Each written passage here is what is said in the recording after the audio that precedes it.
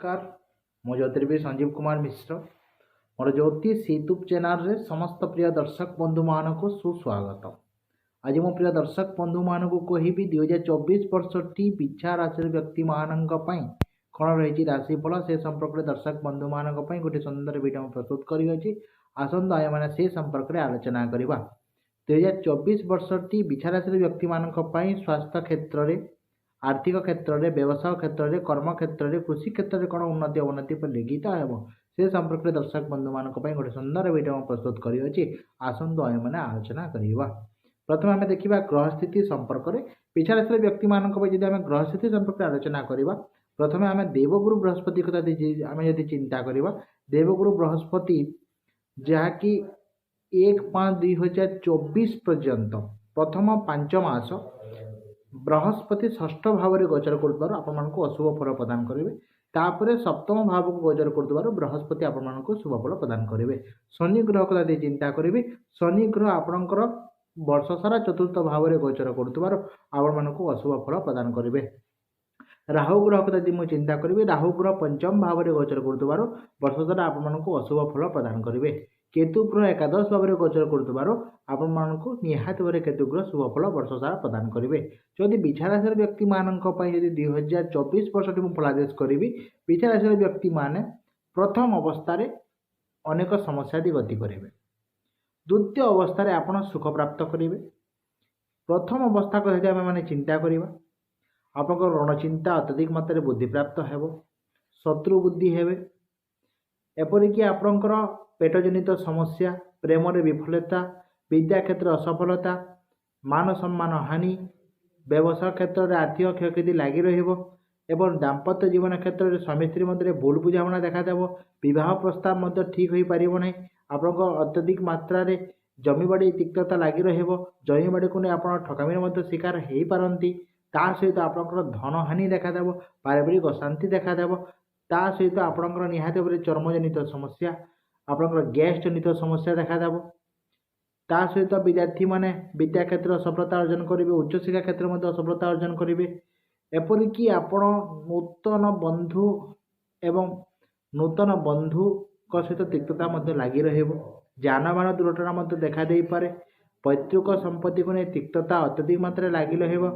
बंधु विवाद लगी मातार स्वास्थ्यगत समस्या लगी कर्म क्षेत्र में उच्चस्तरीय व्यक्ति सहित मतभेद मत पार्थक्य लगी कर्म क्षेत्र में आप अशांति देखादेव एपरिक आपड़ जदि भड़ाघर रोथे ताहले निहाती भाव में आपणकर जो भड़ाघर मालिक सहित तिक्तता लगी रही पारे। किंतु द्वितीय अवस्था जदि बिछा राशि व्यक्ति मान फलादेश करी द्वितीय अवस्था आपंकर वैवाहिक जीवन सुखप्रद हो नूतन ज्ञान प्राप्त करेंगे। जो आपणकर स्वास्थ्यगत समस्या लगी रोला स्वास्थ्यगत समस्या आप मुक्ति प्राप्त करेंगे। रणचिंता अत्यधिक मात्रा बुद्धि प्राप्त होता रणचिंतार आप मुक्ति प्राप्त करेंगे। एपरिक विद्यार्थी मैंने विद्या क्षेत्र में सफलता अर्जन करेंगे। एपरिक आप बह बंधन बांधी हे आत्मविश्वास रे आपणकर बुद्धि घटव एपरिक आपण निहाती भाव में तीर्थयात्रा करेंगे। एपरिक आपणकर नूतन जमी प्राप्त करेंगे। ता सहित आपण निहाती भाव में बंधु नूतन बंधु लाभ आय प्राप्ति आपण प्राप्त करेंगे। एपरिक आपण व्यवसाय बंधु सहित उत्तम संपर्क स्थापन हो कर्म क्षेत्र में सफलता अर्जन करेंगे। कर्म क्षेत्र में उच्चस्तर व्यक्ति सहित आपणकर संपर्क अति सुदृढ़ हो एवं सबु क्षेत्र में आपड़ बिछा राशि व्यक्ति मान तृतीय अवस्था आप शुभफल प्राप्त करेंगे।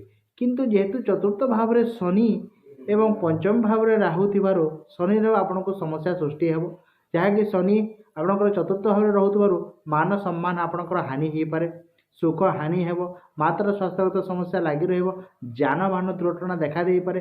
राहु पंचम भाव में विद्यार्थी मैंने विद्या क्षेत्र सफलता जो अर्जन करेंगे एपरिक सबु क्षेत्र में आप जो असफलता अर्जन करेंगे से जदि आप शनि राहु को यदि प्रतिकार करेंगे निहाती भाव आपण को बिछा राशि व्यक्ति मान 2024 वर्षटी आपण शुभमय हो एवं मंगलमय हो।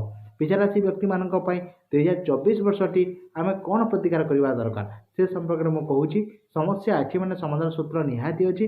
बिछा राशि व्यक्ति मैंने जदि आप प्रथम प्रतिकार जदि निहाती भाव शनि प्रतिकार शनि जदि बीज मंत्र ओं प्रांग प्रिंग प्रोंग शनिश्चराय नमः यही मंत्र को जब प्रतिदिन एकमाण जप करेंगे निहाती भाव विचारशील व्यक्ति मैंने आपण सफलता प्राप्त करेंगे। तृतीय प्रतिकार हूँ आप प्रतिदिन जदि राहु बीज मंत्र ओं भ्रांग ब्रिंग ब्रंश राहवे नाम यही मंत्र को जब एकमाण जप करेंगे सहित तृतीय प्रतिकार हूँ हनुमान चालीसा जदि दिन को 2 थर पाठ करेंगे निहाती भाव आप सफलता प्राप्त करेंगे।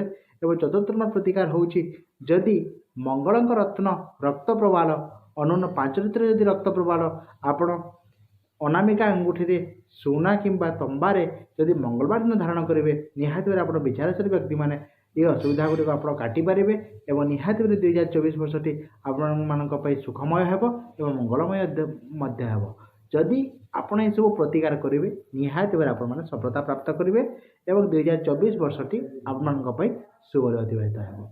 जदि आपको ये वीडियोटा भल लगा निहाती भाव आप लाइक करेंगे शेयर करेंगे सब्सक्राइब करेंगे कमेंट भी करेंगे और सब्सक्राइब कला बेले बेल आइकन के प्रेस करदेवे आगामी दिन जो वीडियो कहवा आपने संपूर्ण प्राप्त करेंगे। एंता नुआ नुआ वीडियो देखवार लगी सब आम यूट्यूब चैनल के सब्सक्राइब करूँ एति भी व्यक्ति विशेष मान अनुरोध करें जदि आप किसी समस्या अच्छे समस्या जदि समाधान सूत्र पाइबा चाहून तेरे 7750995617 नंबर में मत जोगाजोग करें। नमस्कार बंधुगण आज ये पुणी देखा आगामी पुणी एक नुआ विषय। धन्यवाद।